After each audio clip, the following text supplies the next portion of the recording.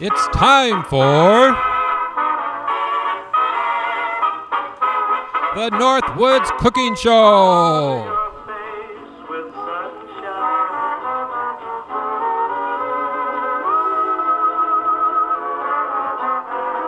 Starring Uncle Roy and Miss Callie, the troublemaking dog.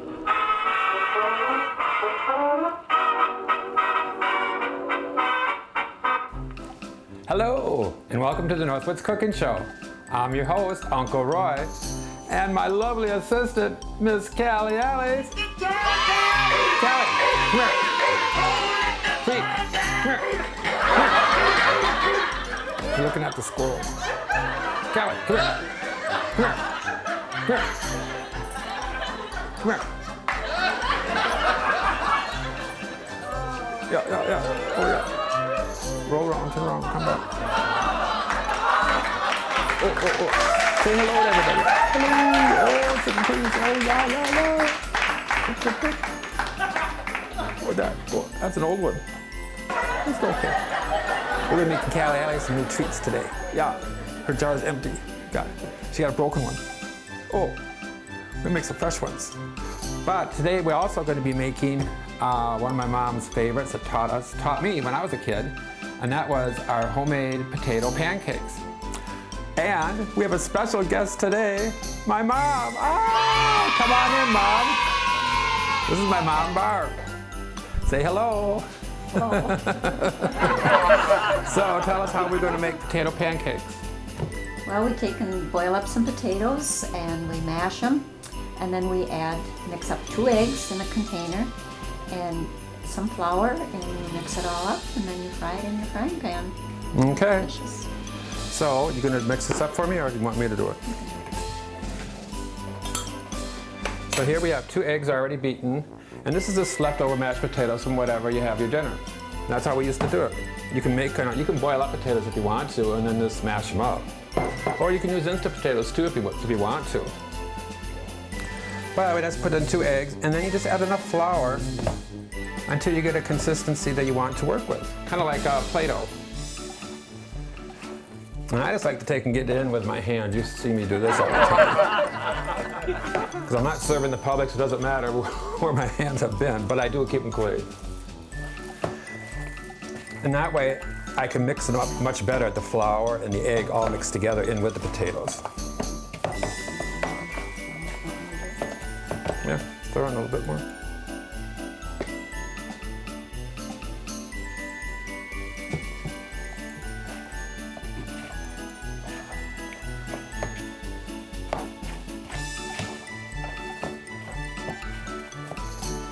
So do you want to turn on the frying pan there?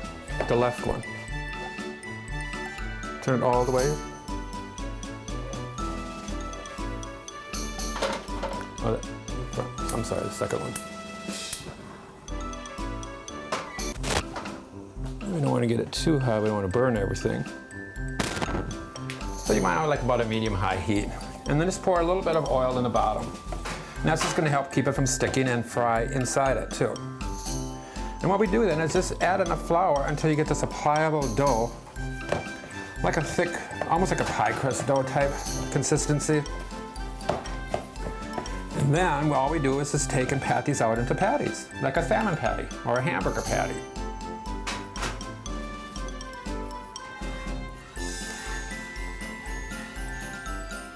And then we just take and make up a bunch of these, and I'll just put these on. Can you hand me one of those plates over there, please?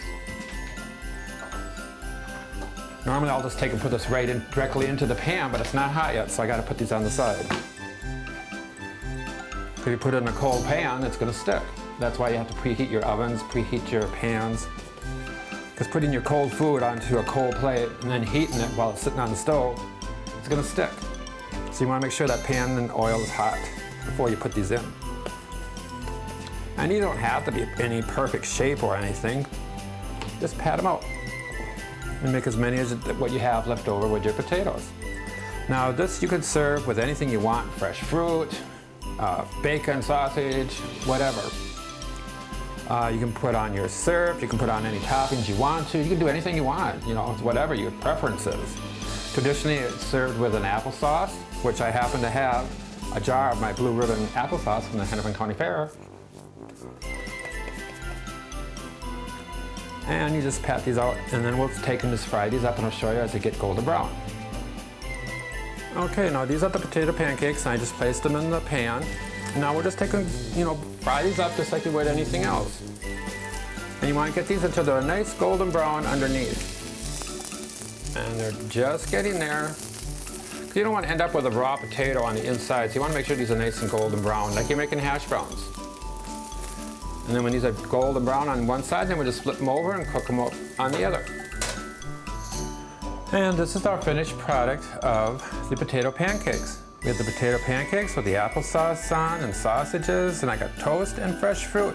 And this makes a lovely little breakfast. So it's a great way of getting rid of your leftover mashed potatoes. Just add flour and egg and fry them up, and you got potato pancakes.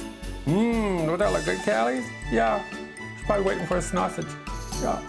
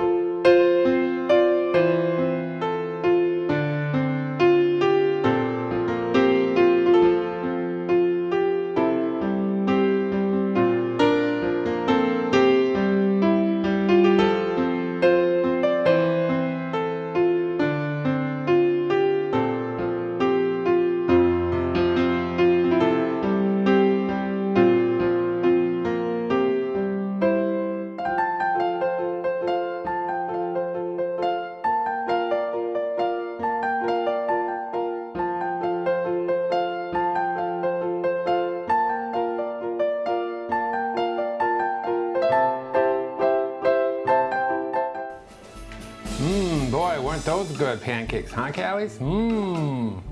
Those are the potato pancakes from my hometown of Chippewa Falls, Wisconsin. Great recipe. Now, we're going to go on to Callie's treats, and these are going to be called Sniff and Bite Doggie treats. And these are going to be very easy to make. You can have your oven preheated at 350 degrees. And in the food processor, we have 2.5 cups of whole wheat flour. I've got 1.5 cups of the wheat, and I ran out. So I got multigrain flour, and so I'm going to stick in a cup of multigrain. These make a large amount of treats. And so you can take and make this batch up or cut it in half if you want to. Just take the, what I'm going to do is make up the whole batch, but you can take half the dough and just put it in a Ziploc freezer bag and freeze the dough. And then when you run out of treats, just flip it out and make another batch. It's that easy. So we have the 2.5 cups of flour, and to this we need a 1/2 cup of powdered milk. This all goes right into your food processor. This is going to be just like making our pie crust. This is the very same principle. Okay, and then we add a tablespoon of brown sugar. And all this is going into our food processor, because this is all going to be blended up together. I do have a lot of recipes for my doggy treats on different episodes, and you can check those out on YouTube or Facebook. Just go into the search category and type in the Northwoods Cooking Show and hit enter, and then all my episodes pop up. And you can look and see which ones I have doggy treats on. I think there's like 5 or 6 of them, all different flavors. And then we also need 2 teaspoons of the garlic powder. This is what makes it sniffy. It just smells the garlic in it. And this is all gets blended up in our processor. Now we're just going to take and pulse this up until it's blended, just like our pie crust.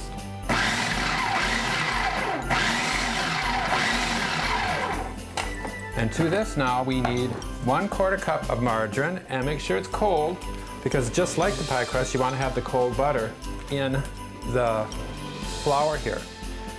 And then we're going to take and pulse this up too until it's like a fine, or like a coarse cornmeal.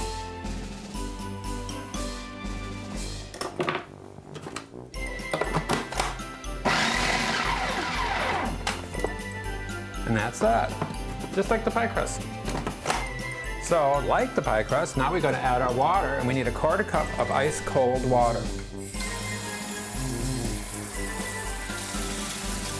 What that means is ice cold, so you got to have ice. You just take a cup, add some ice cubes to it, and put in your cold water. And just let that sit for a few seconds, and that'll give you ice cold water.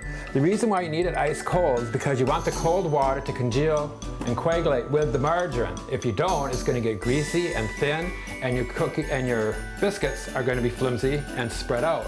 You want them to be firm and compact together, and that's what the ice cold water is going to do with the butter in the flour. It congeals it and seals it together. So now I can just pour off 1/4 cup of the water.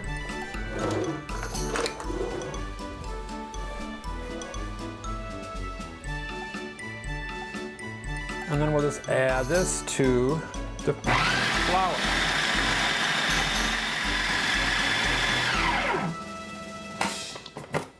And that's all mixed together. And that was 1/4 cup plus 2 tablespoons. I forgot the 2 tablespoons.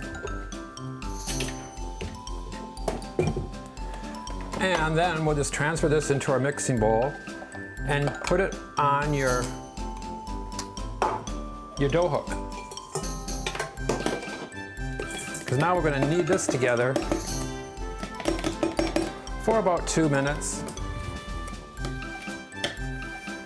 and get all those ingredients from inside there. Get them all in. You want to get this mixed thoroughly. Oh, you can smell that garlic a mile away. Sniff and bites.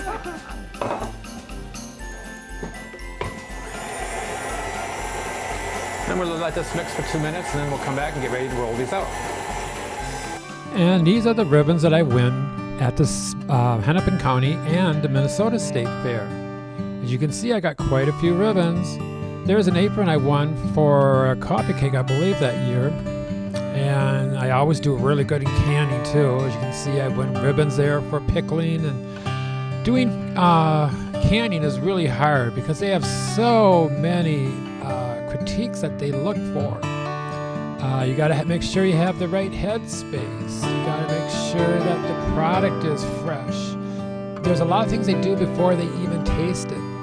Like I said, you have the headspace at the top of the jar. You look at the color to see if it's too dark or too light. Make sure that the lid is sealed so it doesn't pop up. So there are quite a few things that they look for in just the appearance only before even opening the jar and testing. You can see here, I've been in the paper at the Whittier Globe in South Minneapolis, and that was for my pickling days that I won Gibney. It was like 5 years in a row I was in Gibney competition, winning in Gibney. That's what the big, larger ribbons are for, is from Gibney.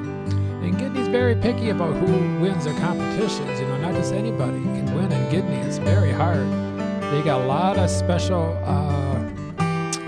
things that they look for in choosing a favorite pickle, and I won it for 5 years in a row. Now, when I enter the state fair, I don't win so much at their pickling competition because their critiques, what they look for, is different than what Gibney looks for. So it's, going from one place to another is extremely different. Even with Hennepin County, their judges look for something that's even more different.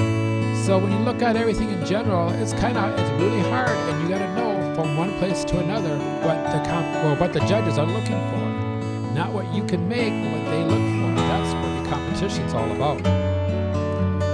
And as you can tell there, I did really good. Now, these were from quite a few years ago. I haven't put up my ribbons yet from last year, the year before, and this year. And from what I did in the last 3 competitions, it's about as many as I'm showing you right now that I've been doing over the years. So I do have quite a few ribbons. I do have a large collection, and I'm still starting out. I don't have, thousands of years of experience in competition. This is only my 11th year now this year.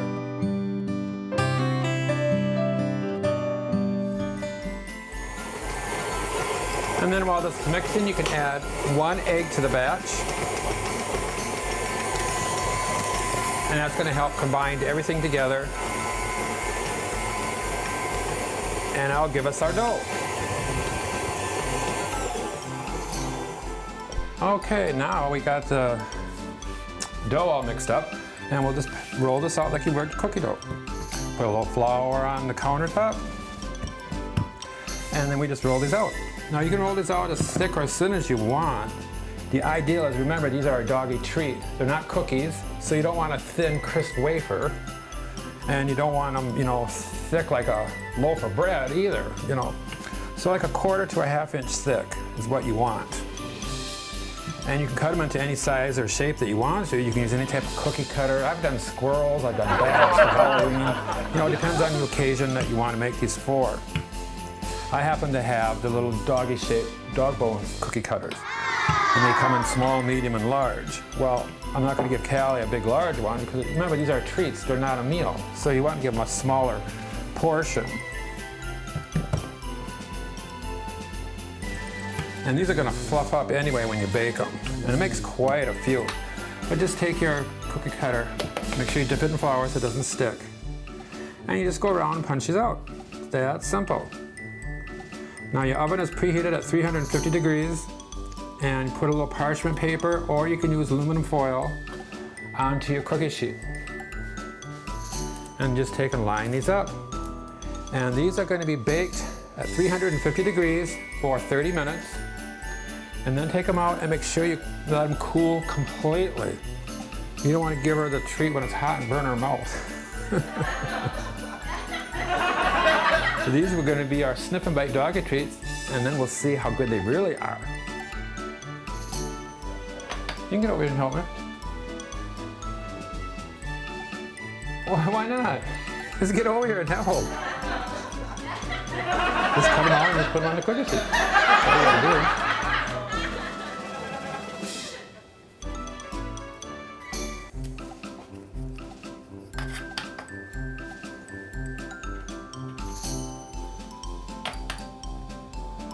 So what kind of stories have you got? Well, when the kids were little and we'd make out, the teachers would always say, the moms that don't work, and of course my kids always raise their hand because they figured I didn't have an outside job, I just was a home mother. And so I ended up being a room mother. So we always made cookies.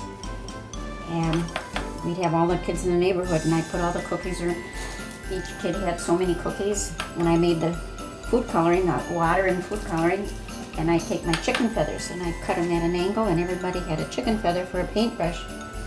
And they'd color their cookies with a... Can't afford brushes, so you had to use chicken feathers. It was just a novelty. So naturally our house was always full of the neighbor kids. My husband would come home from work at night and he'd go to cover everybody up, and he says, gee, I already covered up 4 kids and none of them were mine. Why is it always full of kids?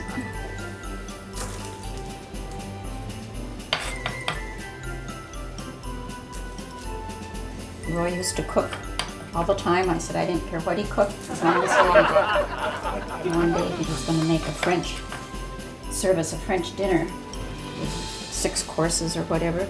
After about 3 courses, his dad said, okay, when do we start eating? My dad was German, meat and potatoes. Throw it on the table, you're done in 5 minutes, that's it. I was taking French class in school. I was in my 3rd year of French class. I was in 8th grade. So I made a 7-course dinner. And of course, nobody has patience to eat 2.5 hours, which is the way the French do. You know, he has to have it done in his stomach in 5 minutes and then take off. Well, that's the problem with the kids nowadays. They don't sit around the table and talk with their families. Everybody slams the food down their throat and they take off and that's it. You wonder why there's no communication and obesity and everything else. It's because they're eating all the processed foods. Take it out of a box, heat and serve, that's it, add water. Nobody takes the time to make anything from scratch anymore. And it's true because we're a much busier society nowadays, but growing up when I was a kid, it was necessity because we were poor, we were very poor. And so we lived off the land, and so we had to do everything from scratch. Our gardens were just huge. We had big, huge vegetable gardens. And what we didn't make, we'd go to the farmers and get products from them too in the season.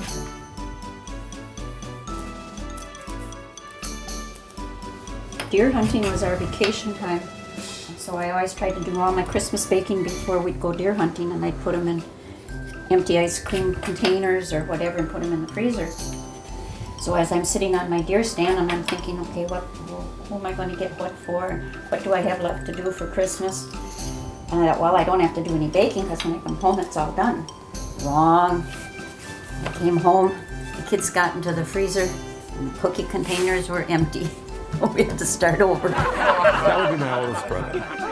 He was the one to steal all the cookies.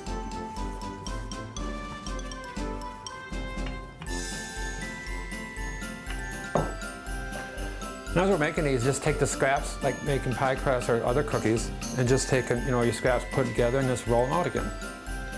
Now when you make regular cookies, by doing that, it makes your cookies really hard. So you don't necessarily want to do this if you're making a nice, cookie. But we're making dog treats, so we don't want to waste all this extra scraps, and the dog's going to eat it anyway.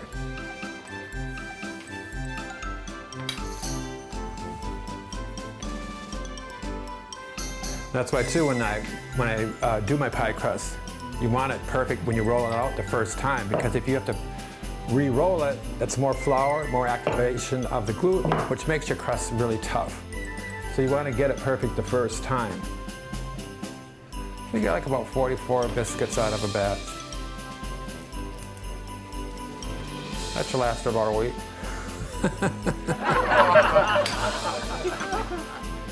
And then these go into the oven at 350 for half an hour, and then we'll take these out and be ready for the taste tester to try them out.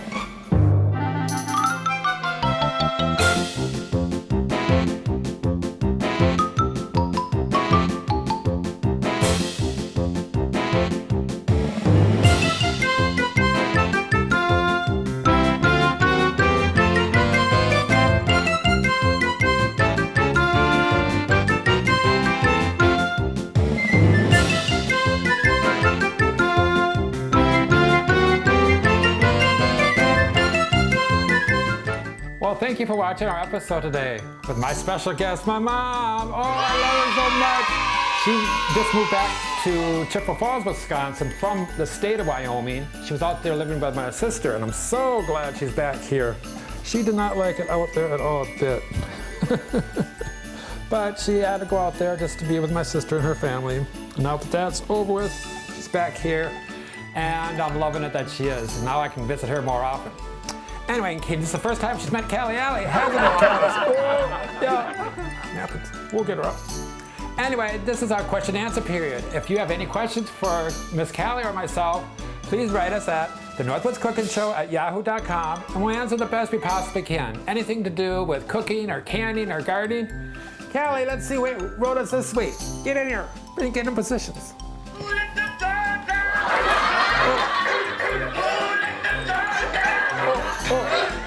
Treats. Oh, yeah. You ain't nothing but a treats. Yeah. Oh, it's looking pretty. Yeah. Crying all the time. Yeah. Those were our treats. Did you like those Callie? The sniffing bites. We just made those. Yeah. I think they were winner. Yeah, she's sniffing them. Yeah.